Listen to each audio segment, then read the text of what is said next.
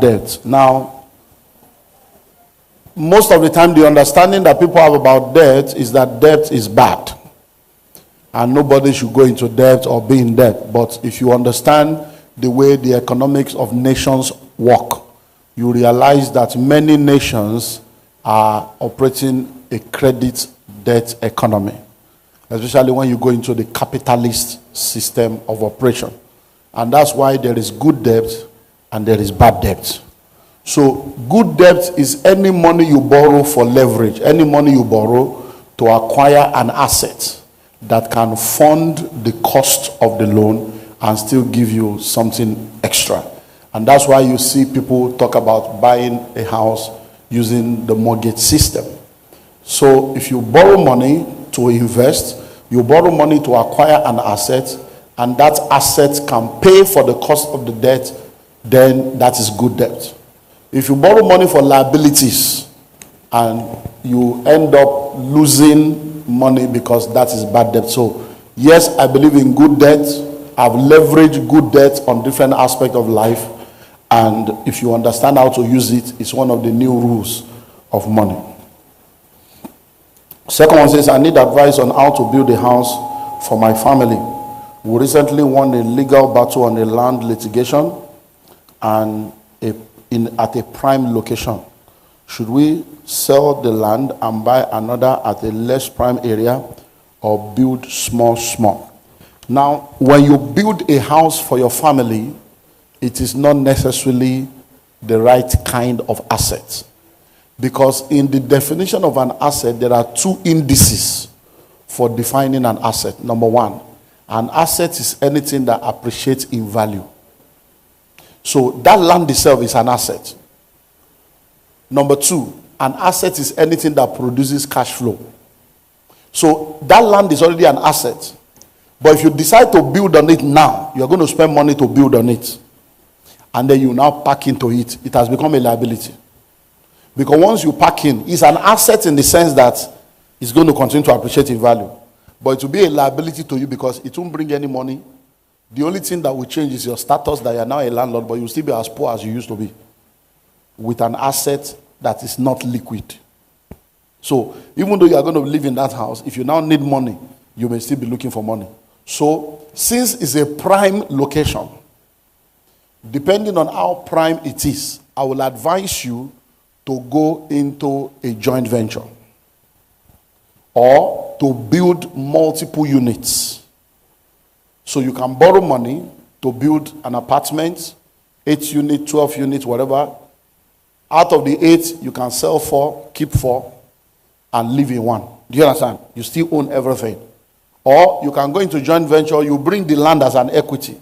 A developer brings the money, they build, you still own the land, and you share the apartment, and you can still be living there and be collecting rent, so that and then you can decide to sell and take the money, especially because it's something that came out of litigation.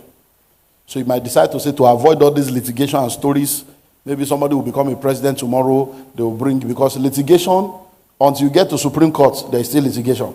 So somebody may wake up tomorrow and just say, how did you allow that? My cousin is now the president, and another court case will start. So you might decide to exit that system and close that chapter.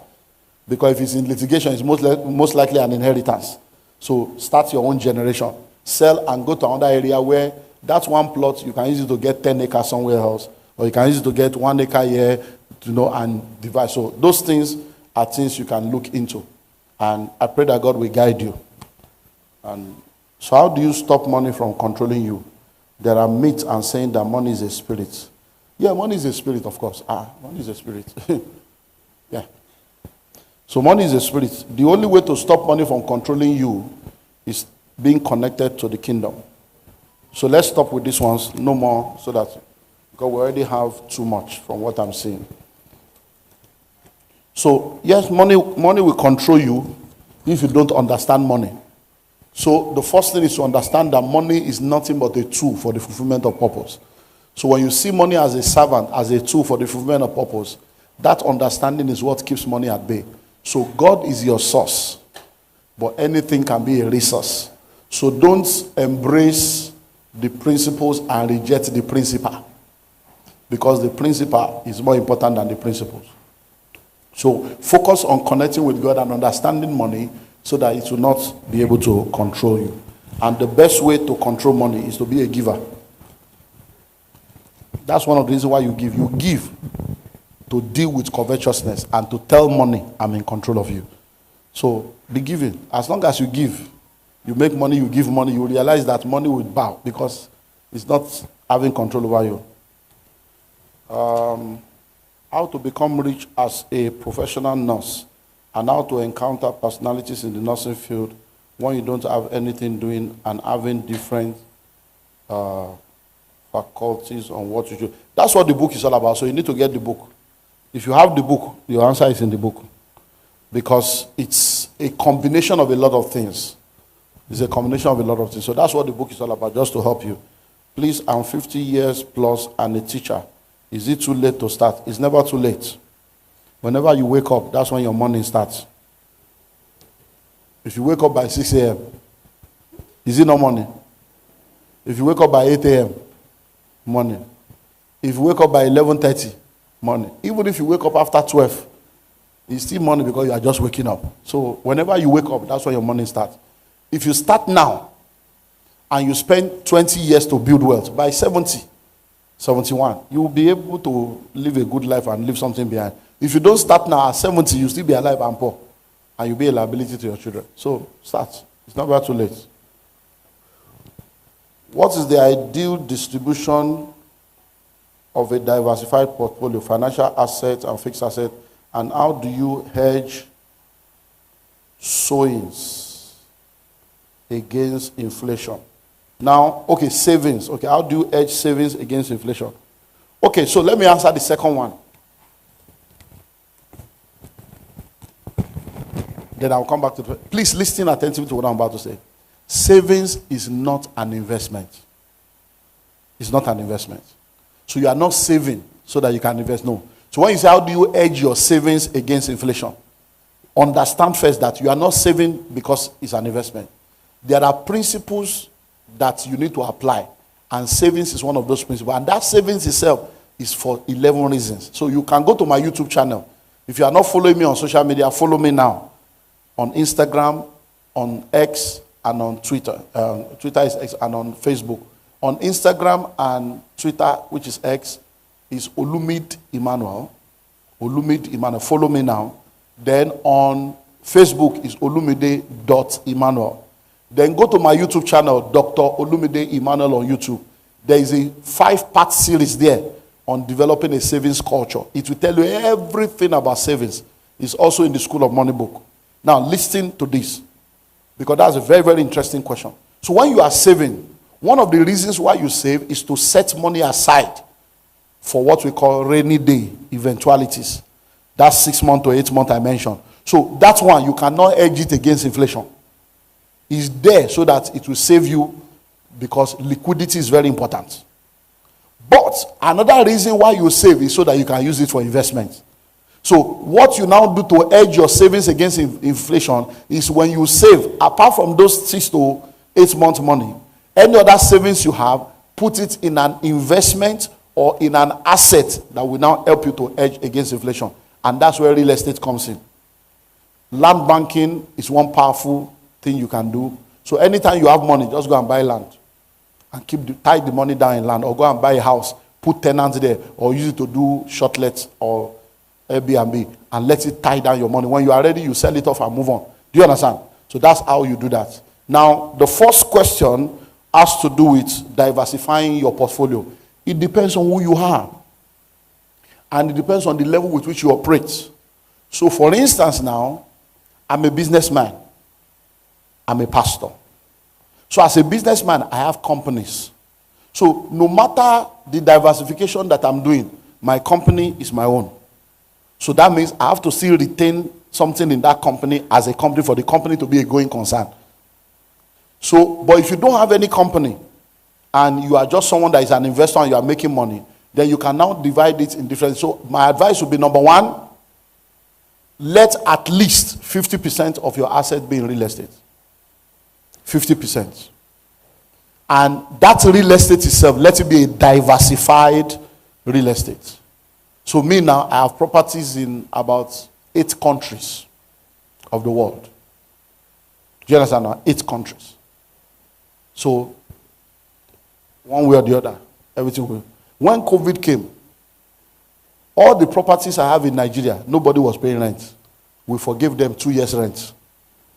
They couldn't pay. Everybody was begging, sorry sir, we don't have money, we are not working. But all my properties abroad, they were paying every month. Are you seeing the difference now? Because even the government was giving people money to pay rent. One of my tenants is in jail now. She's serving 4 years imprisonment. Because the government gave them money. Because in America, they said that we should not evict anybody. So the government paid. She stole the money. She didn't give me the money. I don't know. The money was supposed to be paid into an escrow, which is... So I don't know how she connected with the lawyer. She chopped the money. And then, by the time I now tried to get the money, of course, you know, COVID backlog, they were now doing court, so they gave us 7 months date in court. So she was owing, she ended up owing me for 2 years and 3 months. Because 7 months we were going to, waiting for court date, she still didn't pay. Then they did court date, they now shifted it again from October, that will return in February, she still didn't pay. By the time that was going on, she now went again to the state, because now federal paid, she chopped her. The state now said that Biden is now the new president, and Biden has said that that thing should stay. We should not evict anybody. So I still could not evict her because of the law. So she was staying there. They now said that since the federal government has paid, the states will now pay. But they were going to pay that same. So they said, look, by now, there she was owing 9 months. Now she's owing 2 years plus. So is it, no, they say it's that 9 months that they will pay. That if you want to pay, we will now come and apply again for that fresh one again. So we're on this case. At that point, because I'm a Christian, I'm a pastor. So, you know, at that point I said, come, I pay my tithe. This is becoming a devourer. So I got home. I said, babe, this thing, let's pray. And we held hands together. I said, Father, we hand over this case to you. Have your way. We didn't pray 5 minutes. We just agreed. 3 weeks later, I got a call from my office in Atlanta. They said, sir, is there any problem in any place that they called us that somebody is applying for a money that they said they are owing you and that they want to confirm before they give the person the money. I said, who called? I said, get the number. I said, yeah, somebody is owing us now. But the state is the one, okay, maybe the state wants to pay. Apparently, the state has paid. She has eaten it. This is actually the 3rd place. She now went to another group again. So they are the ones that now called us to verify. So by the time they down, I said, so, well, they said no, that she's supposed to get a grant from them to pay. She said she's owing, and you people are stressing her life. You are threatening her. I said, me threatening? No. That this is the case. She collected money from government. She didn't pay. We went to say, sorry, excuse me, sir. What did you say? I said, no, federal paid. She didn't. They said, no, how was that done? That there's no way she could have access to the money. So how did the government pay and she got the money? No, the money is supposed to be. I said, yeah, I don't know how they connive. He said, if she has gotten that. I said, so are you not from the state? He said, no. I said, the state now said they will pay. So we're expecting the state to pay. He said, sorry, hold on, please. What's the house address? What's the... He said, well, from what I'm seeing here, the state has also paid. That now, this is the 3rd money. This is a criminal offense. It's fraudulent against the government. That, do you want to press charges? I say, yes.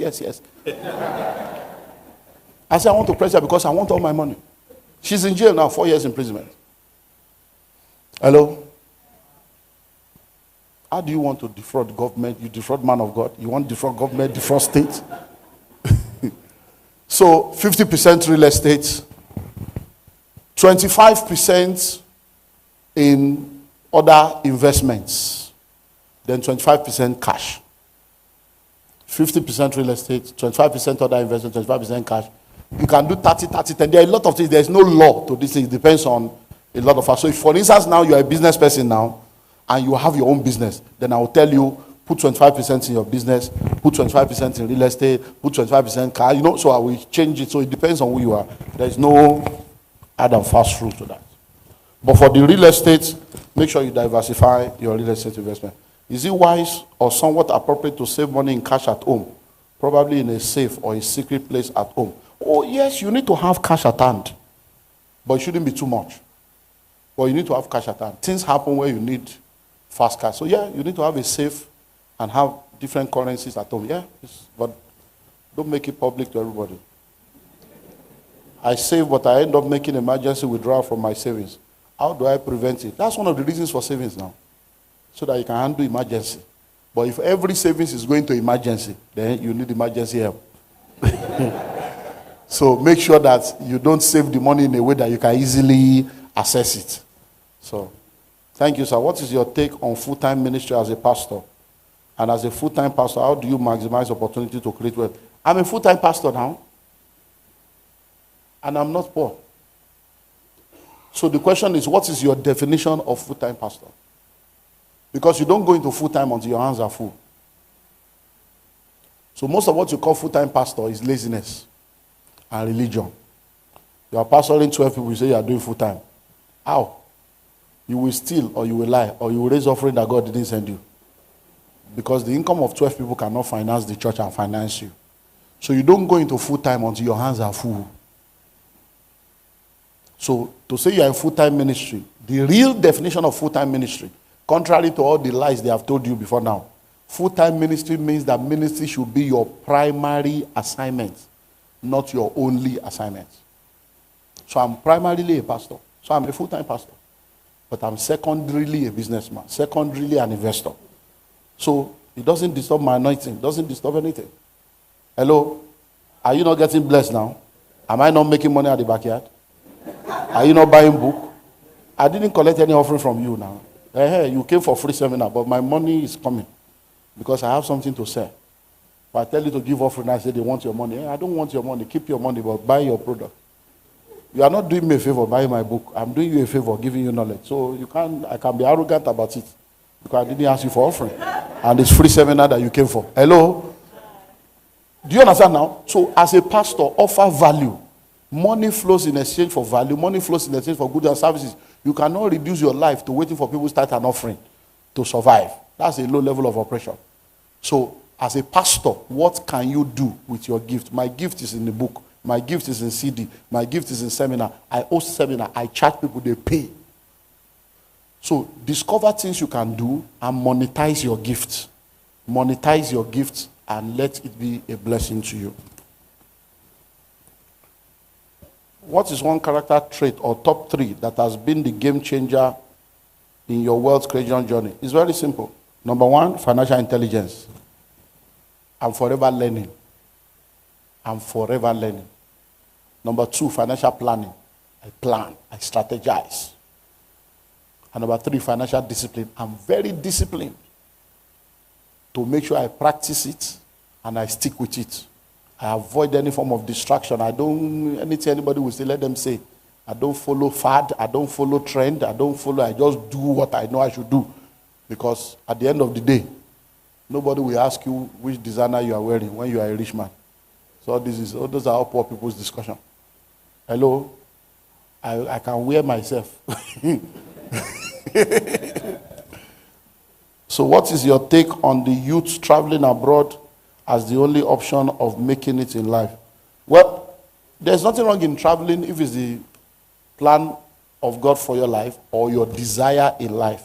But when you want to travel, do it the right way and make sure you factor in all the things that are important. I did a series 2 years ago, October 2022. It's called Before You Join the Jackpot Bandwagon, part 1 to 5. No, part 1 to 6. I did part 1 to 5, then I did Jackpot versus Jackpada. And then I did Jackpot Love. So it's part 1 to 6. Go to my YouTube channel, you see it there. So all these young people traveling, there's nothing wrong. It's just that they will go and suffer and they will learn by experience what they refuse to learn by revelation. Because the grass is not greener on the other side. People are in Canada now committing suicide, and in London, America committing suicide. Marriages are dying. People are frustrated. They are lonely. They are mental problem. They are too ashamed to come back home because they don't even have money to transport themselves home because they have sold everything to go. So before you join that bandwagon, think very well, because what you are looking for can be done here. How can the church in Ghana begin to shift their paradigm with regards to wealth creation? You see, it's not only in Ghana, it's everywhere. The only problem is that Ghana own is more because of this prophetic nonsense that is happening. We have genuine prophet, no doubt. I operate in the prophetic, so I'm not against the prophetic. But many of what people are doing, you are just playing games. You are just unserious people. It's like when you are, it's like children playing in the field. So all this prophetic Monday to Friday, prophetic, no teaching, no maturity, no discipleship. You will do all those things. When you get to your 40s and you look back at your life, you discover that for the past 18 years, you have just been playing games. So what I will tell you is, if you are called as a pastor, look, when we started out in the 80s, many of you don't know that what the Mensa Otabi that people are seeing today, they were doing prophetic and prayer in those days. So you don't know that Mensa Otabi too, they used to prophesy in the 80s and the 90s. God just helped him to quickly notice that this thing. But today now, the guy stayed on teaching, stayed true to his thing. Look at the ministry today. Ajina Sare used to do crusade. In those days, they would be doing miracles, doing rah, rah, rah, in the 80s, in the 90s. When I came in 1992, I came for a meeting with Ajina Sare, with Maurice Eolo that we did here. In 1992, I was working for Maurice Eolo.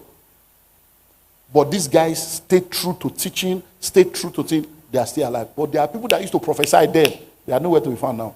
Many of them have entered into sorcery. They have entered into all kinds of things. So there is nothing wrong in the prophetic. There's nothing wrong. But that's not the whole gospel.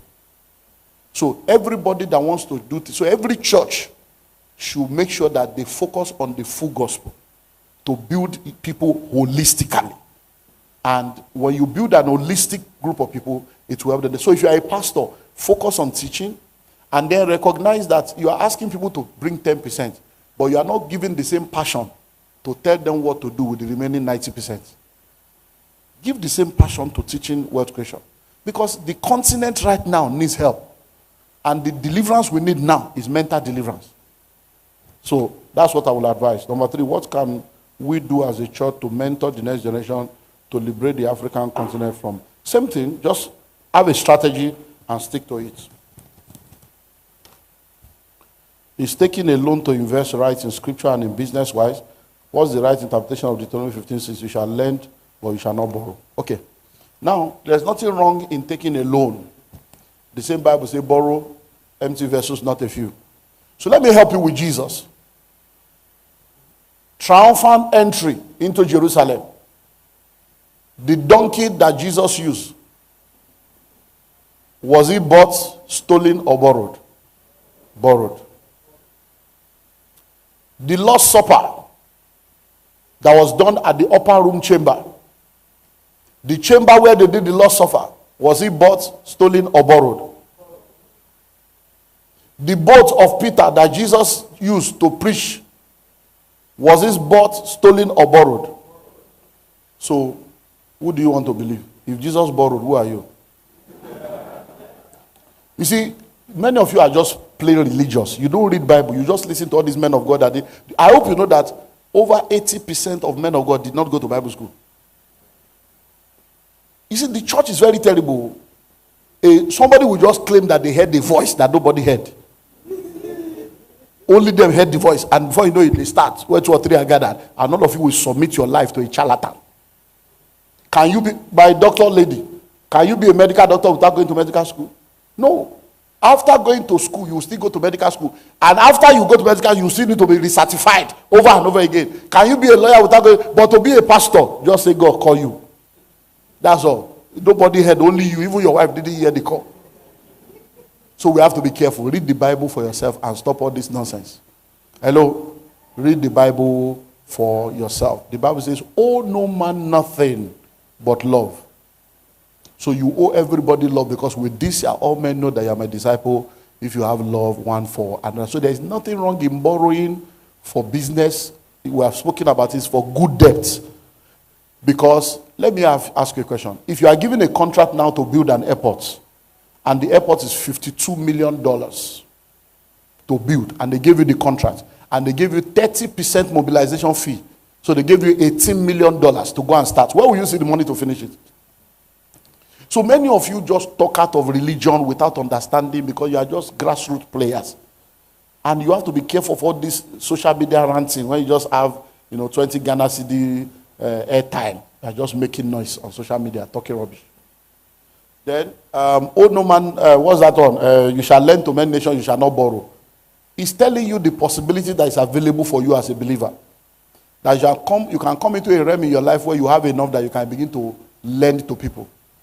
That you will not be in a position where you need to borrow to survive. It's not talking about good debt, where you need to borrow to survive, borrow to eat. But when he says you shall lend to nations, think well, because you see, many of us don't have analytical thinking. That's why people think that we just go to church, we are senseless. The God says you shall lend to nations. How can he say you will lend to people and be against borrowing? The people you are lending to, are they not borrowing from you? So he said go and borrow people and he's against borrowing. That means he's telling you to do something wrong. Are you not thinking? You just read Bible, you just start all this religious nonsense. Let's move on. Please, what will you consider as a 5 top opportunities that Ghanaians aren't taking good advantage of as far as career people in their late 20s? Please, I don't know this. It to health sector. Okay, I should relate to health sector. Okay, now please listen and listen well. In the world that we live in today, we have entered into a world of technology. So anything you are doing now, technology must be involved. Technology must be involved. So a lot of people that are trying to build a career are building a career in a field that is going extinct. In a field that is not. So when people like our young lady now that is a medical doctor, people want to be lawyers, they want to be, all those careers are expiring. To say you are going to do medicine now, it's like you are going to waste your life.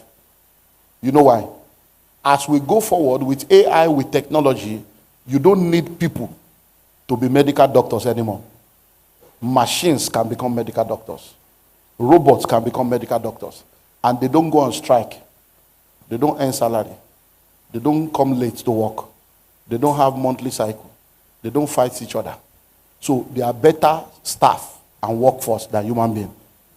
So in the future, if we needed 5 billion doctors before, we now need 500,000.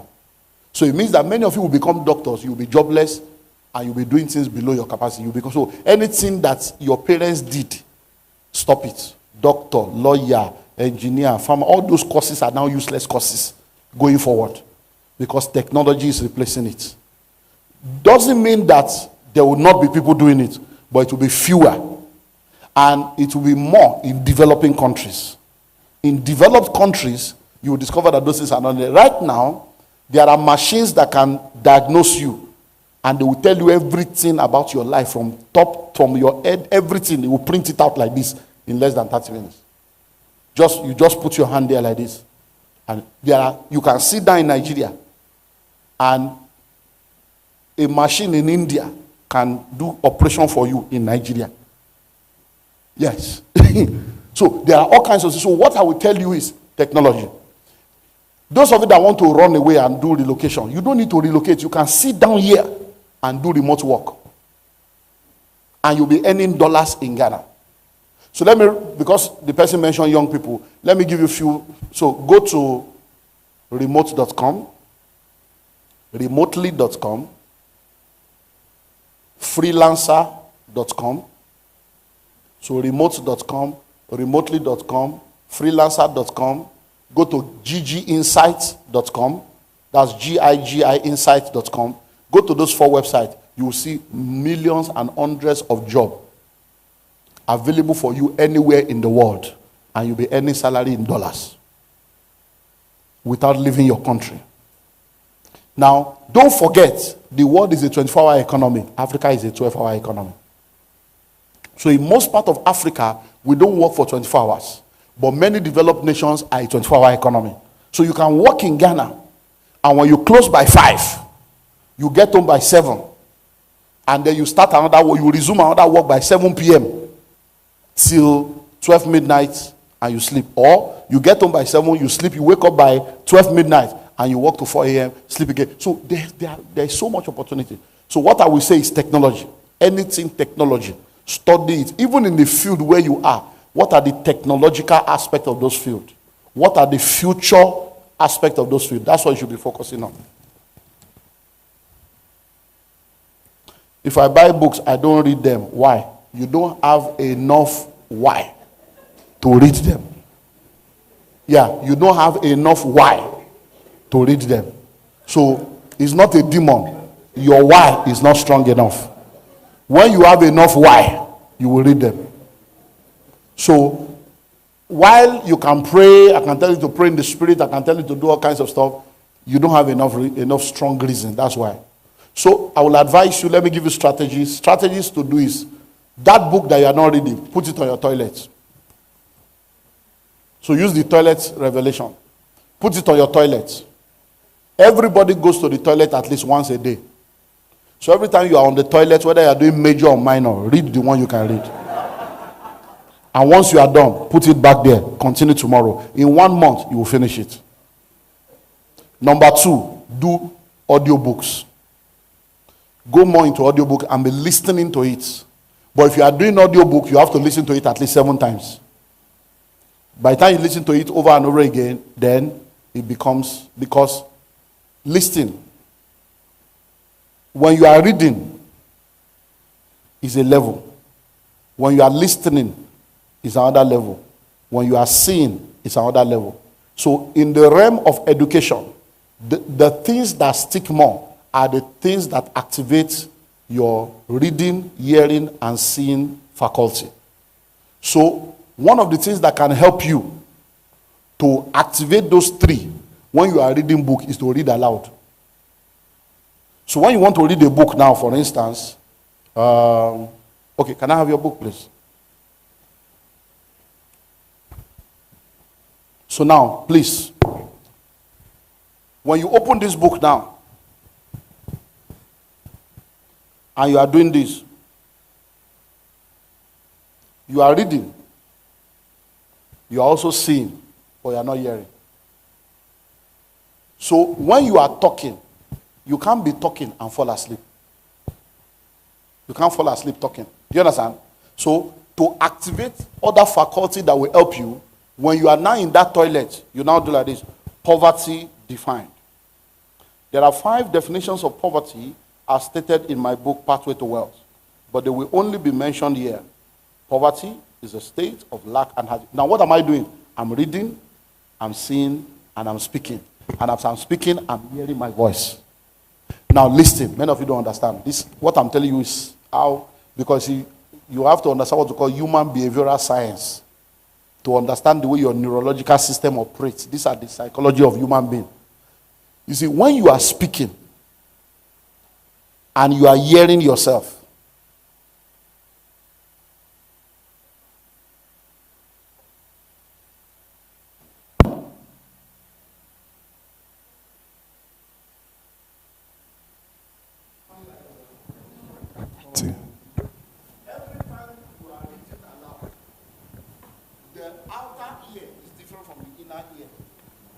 so every time you are reading aloud, the voice you are hearing is not the voice that is speaking.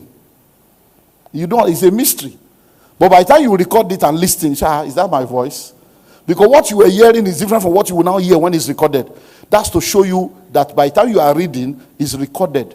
And that's why when you are now reading, another thing you can do is to have a pen and begin to mark and underline and take notes. You see, as you add your hand to it, you have entered the 4th dimension.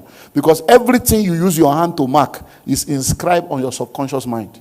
When you need to recall it, you will see the exact page, the exact line, it will come back to you. It's called memory recall. That's the way your mind works. Because you see, your mind has 3 windows. It has the memory window, the contemplation window, and the imagination window. When you open the memory, you can replay the past. When you open the contemplation, you can think analytically and make reasonable decisions.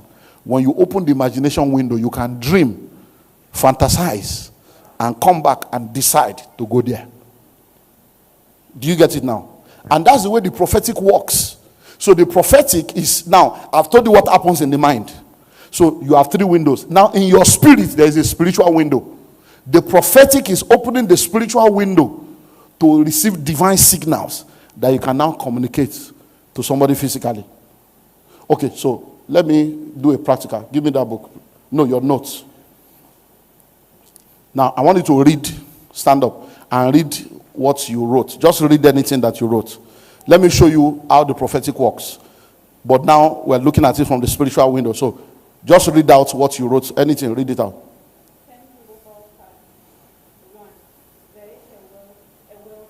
Okay, so give me the book now. Now,